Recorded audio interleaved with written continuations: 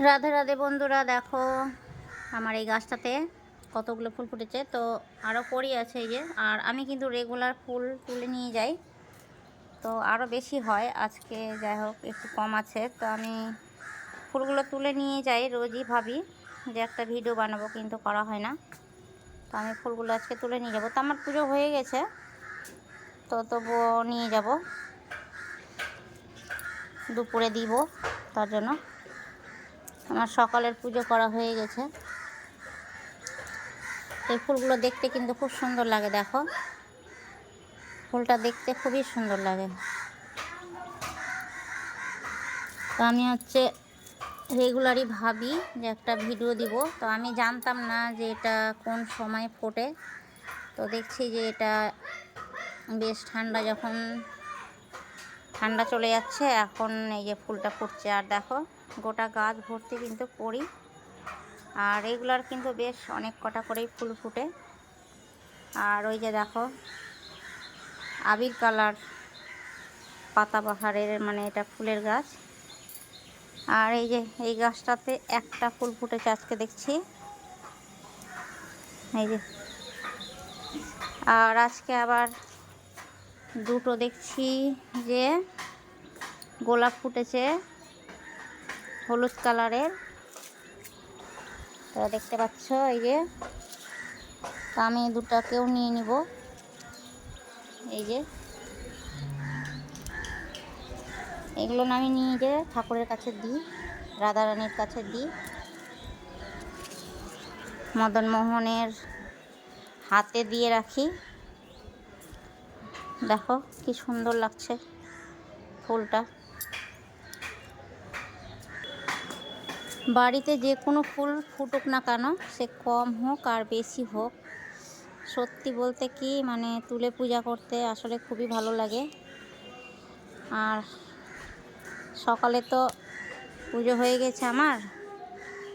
আর আজকে বেশি ফুল ছিল না, অল্প ফুল ছিল, ওগুলো দিয়ে আমি পুজো করলাম। তো আবার যাব আমি ফুল আনতে রথবাড়িতে, কারণ আমার গাছে এখন বেশি ফুল এবছর তো যেহেতু গাছ লাগাইনি, তাই বেশি ফুল কিন্তু আমার ফোটেনি। তো এই যে এই গাছটাতেও দেখো, এই ফুলগুলোও দেখতে ভালো লাগে। তো কি করা যাবে বলো, এই বছর তো আমি গাছ লাগাইনি, না হলে অনেক গাঁদা ফুল ফোটে। তো এই যে তারা ফুলটা আবার যত্ন লাগে না, কিন্তু তারা ফুল আবার অনেকগুলো করে ফোটে।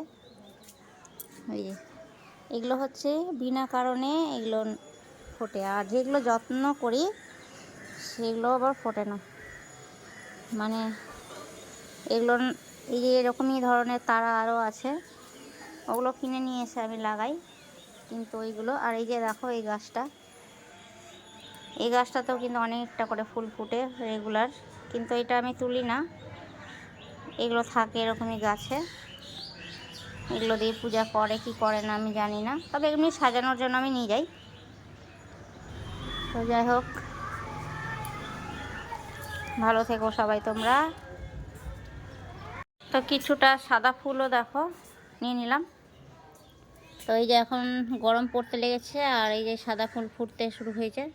এই যে দেখতে পাচ্ছ টগর, এগুলো এক পাপড়ি। আর ওইগুলো এখনও বড় হয়নি, তবে দেখাচ্ছি তোমাদেরকে আর একটা জিনিস, চলো। এই যে এটা টগরের গাছ, তবে এটা বড় হচ্ছে। আর এই যে দেখো কত শাক হয়েছে গাছের নিচে।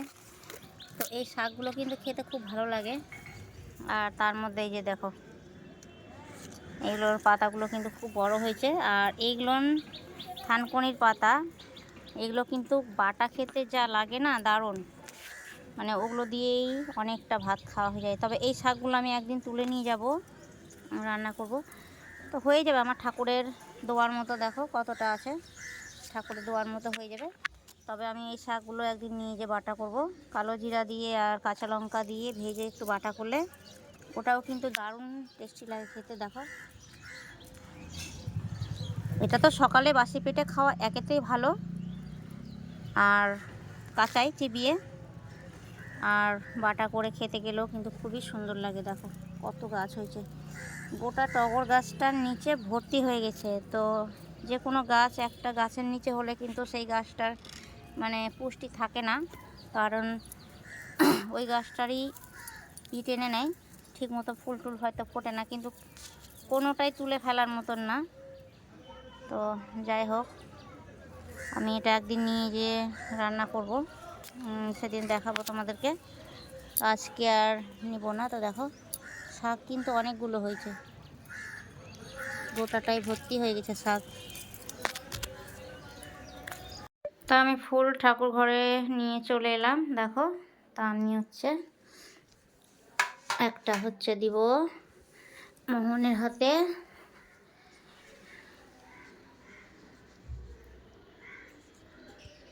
এই যে, আর একটা দিব আমি রাধা রানীর হাতে।